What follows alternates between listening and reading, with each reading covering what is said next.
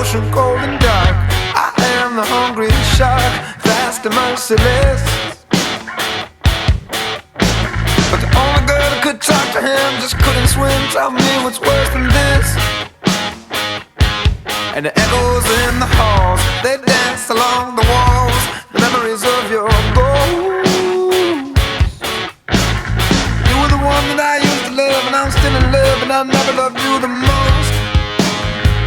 I've seen better days, so afraid in my youth.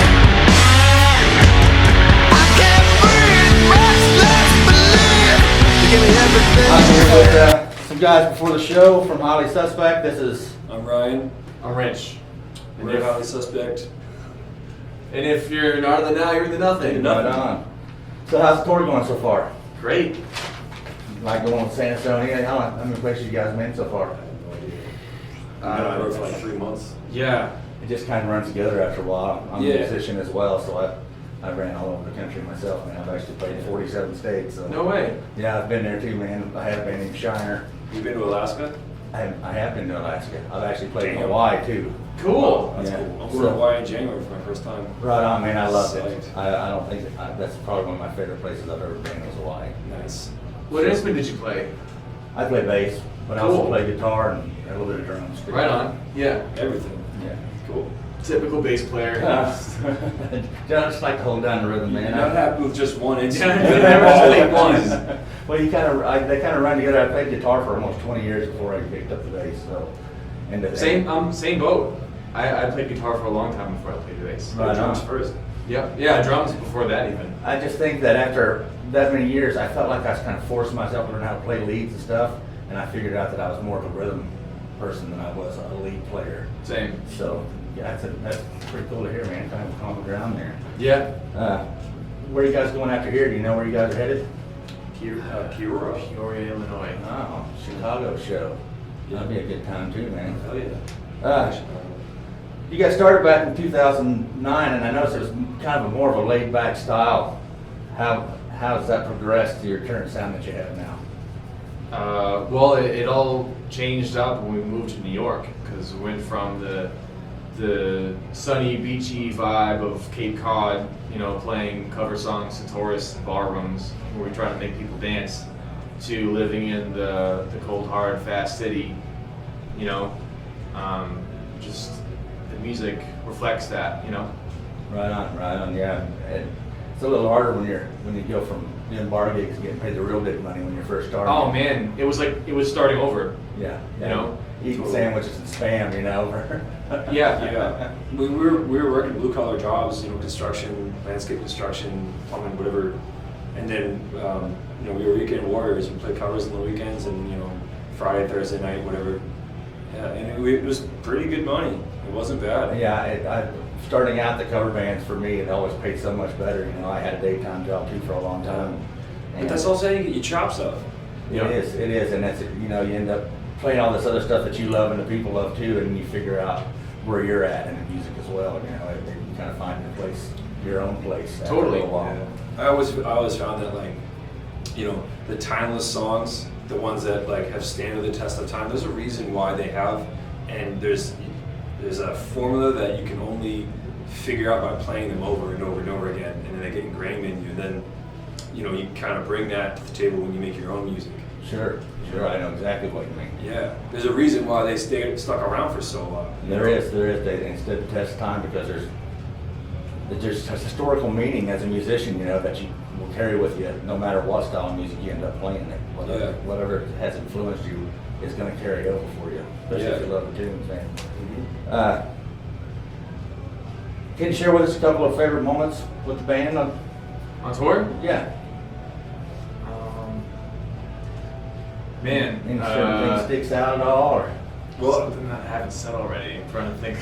well, I mean, one of my favorite things that like to talk about, not actually happening while it was happening at the time, but the way we kicked the tour off was you know, we put about $2,000 into the motor of our van, and then it blew day one in the middle of Pennsylvania at like 10 o'clock at night.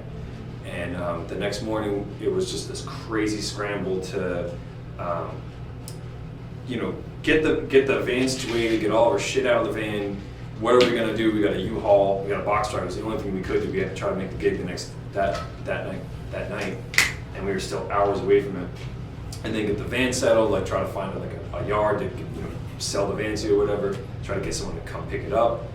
And then we rode a box truck for 3 days and did gigs in it until we got to Chicago, and then we could rent a van from there and like actually like get on the regular tour schedule.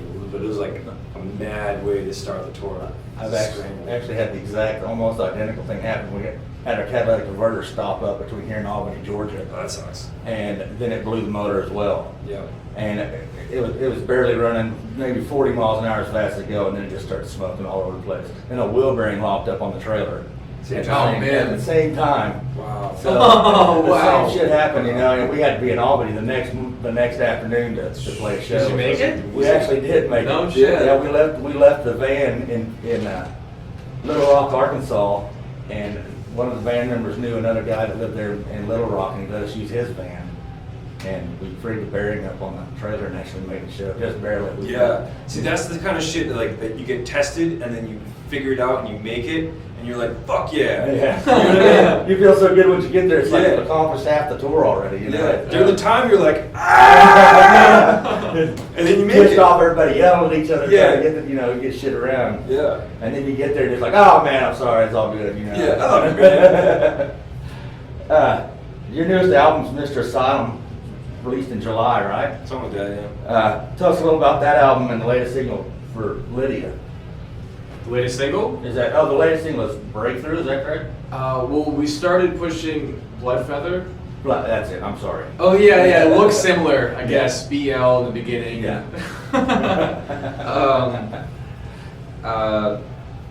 Blood Feather was actually when we first started recording the album. That was it was our intention to make that the first single, but we decided to use Lydia instead because we just felt like it stuck out more. I kind of wasn't Lydia on an EP before that. Yeah, Lydia's one of the oldest songs on the album. Right on. That was a good video, by the way. I've watched it 4 or 5 times this Cool. week. But She held her breath the whole time. yeah, right. Yeah, that was one shot. It wasn't even a thing for her. She can go about 7 minutes. Really? So it wasn't cut away. It was actually the whole thing. It wasn't spliced together. That's crazy. I wouldn't have thought that. There's a making of the video, and there's you can see the video. I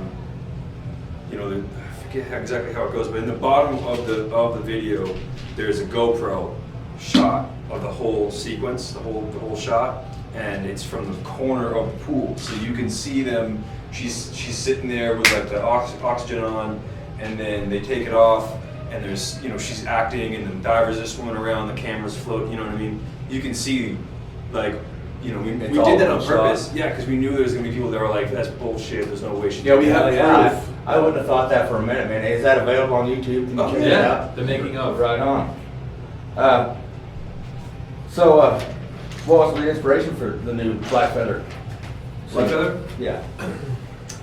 Well, Johnny wrote that. Yeah, it was about a girl. I think he thought she was out of his league or something. Yeah, she broke his heart, so he wrote a song about it. So, like I said before, man, congratulations on 2 Grammy nominations.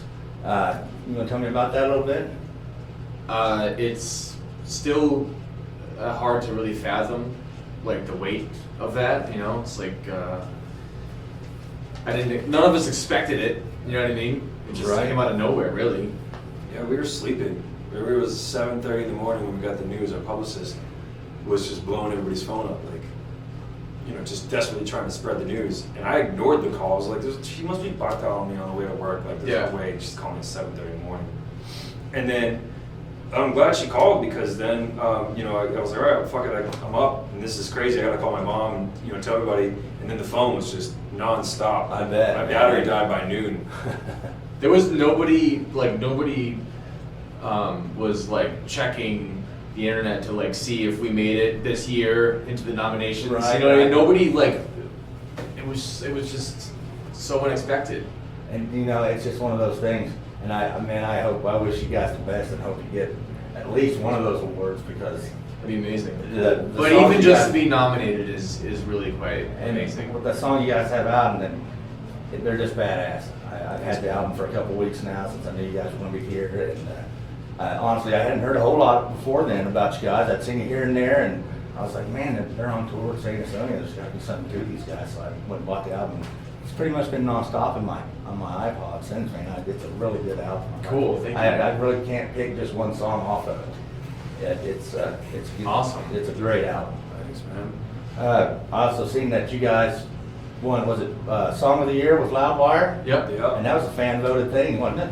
Yeah, Yep. and then we just won Album of the Year from All Access. Right on. And the Bruce in running with bands like 3 Days Grace and Shine now. How's that feel to be running with the elite, man? You know, those guys are selling out Dude, arenas look at who we're everywhere. running against in the Grammys. Muse.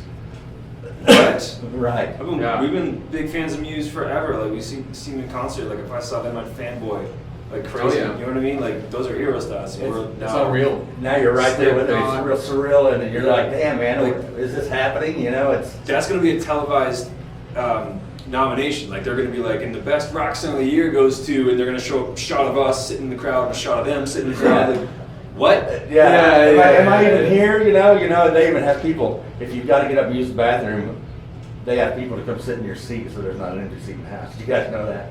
No way. Yeah, they do, man. It's crazy shit. Oh. I'm just very proud you guys Come on, come in. are taking that on. Does the entire band contribute to the songwriting process, or is there any one person? Well, I mean, Johnny writes like all of the, or most of the lyrics and like most of the songs and everything, but like we all like write our own parts for the most part, you know? If he's got one written, you guys get to add your touch to it. Yeah, that's Put kind your of what heads he does. together on Like, it. he brings the general theme of it together usually. Yeah, like the chord structure and I mean, sometimes it's even just a riff. Yeah, and yeah, then, exactly. Like, you know, we put a beat on it, a rhythm on it, and he's like, "Oh man!" And then like the chorus just comes out, and then Right. goes back in and writes lyrics. That's how most of them got made. But you know, like anybody can have influence over the lyrics with him as long he's open-minded about it. So he doesn't have to write the lyrics. Exactly. You know, like Tim, our tour manager, helped him write lyrics on 23, and he's credited on the album. He's going to Right collect on, badass. That's a good song too, man. Thanks, man.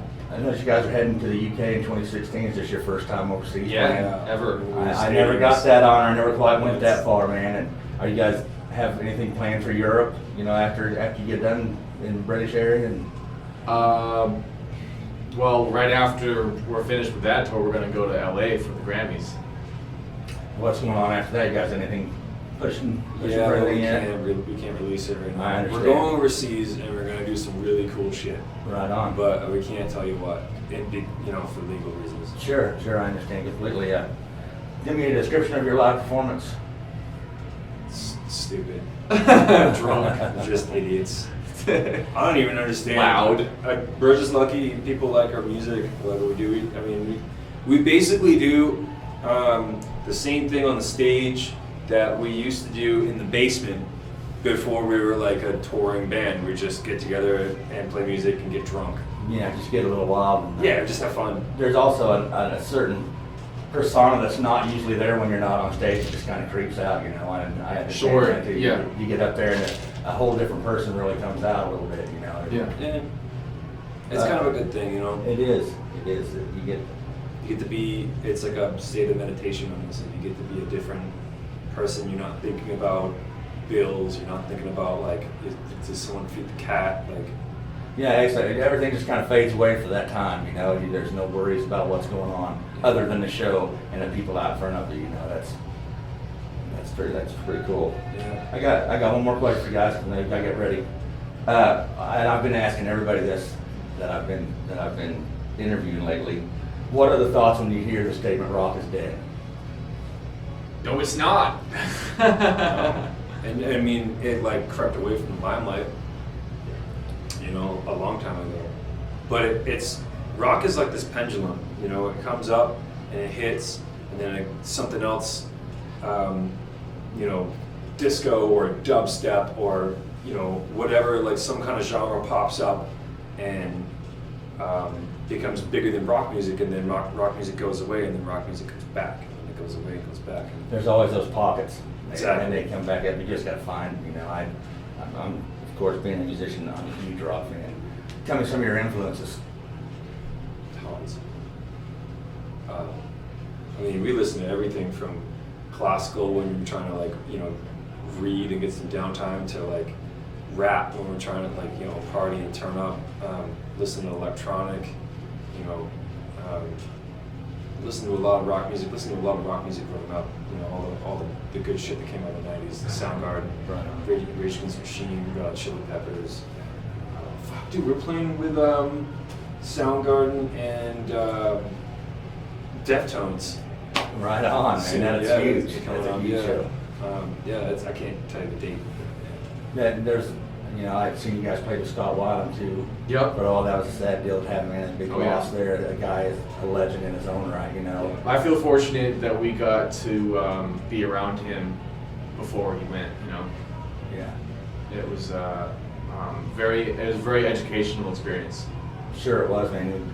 Like just anybody else, if you're around him for a while, some of that rubs off on you. Sure. And you learn a lot. Yeah. Just being around even a little while, you always learn something.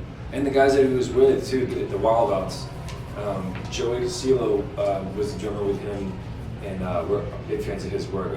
He was the original drummer for Queens of the Stone Age, which is one of the biggest influences. Right on. And I love Queens of the Stone Age. yeah, fuck it. And day one, we walked in and he was sitting in the green room. We were like, what? And he was super cool. He was a cool guy, total badass. Right on. Right. You always got to remember where you come from. You guys just don't forget where you come from. And you guys have a great time on tour. I'm looking forward to the show, and just have some fun, man. I appreciate you guys taking time out to talk to me for a while. No problem. And this is Oz Within the Now. We'll see you guys later.